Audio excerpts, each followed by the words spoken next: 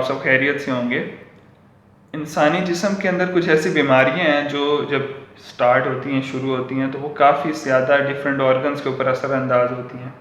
مثال کے طور پر ڈائبٹیز، جسے شوگر بھی کہتے ہیں، وہ جب باڈی کے اندر جنم لیتی ہے، شروع ہوتی ہے، تو وہ باڈی کے ڈیفرنٹ آرگنز کو خراب کرنا سٹارٹ کر دیتی ہے، اور جیسے جیسے ایڈوانس ہوتی ہے اور زیادہ آرگنز کو خراب کرتی ہے۔ مثال کے طور پر وہ آنکھوں کی بینائی کو خراب کرتی ہے، وہ دل کو کمزور کر دیتی ہے، بلڈ کی سرکولیشن کے اندر تخلل پیدا کرتی ہے، وہ ہماری حس کو خراب کر دیتی ہے، حس کرنے کی طاقت کو، وہ قوت مدافعت کو خراب کرتی ہے، اور ڈفرینٹ قسم کے باڈی کے آرگنز کو خراب کرتی ہے اور ان پر اثر انداز ہوتی ہے۔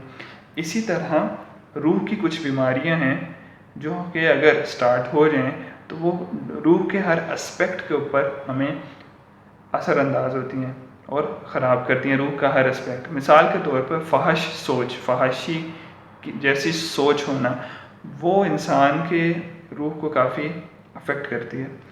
اس کے اوپر ایک تحریر ہے۔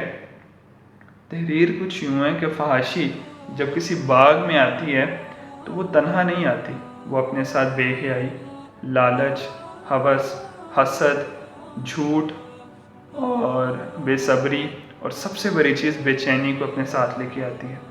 یہ دل کے باغ کو سوکھا کر دیتی ہے اور اس کی زمین کو بنجر کر دیتی ہے۔ یہ اس دل کے باغ میں موجود ہر پودے اور پھول کے اوپر خزاں کی طرح چھا جاتی ہے، اور یہ اس باغ کے پودے اور پھولوں کو اپنے مالک اور مالی سے دور کر دیتی ہے۔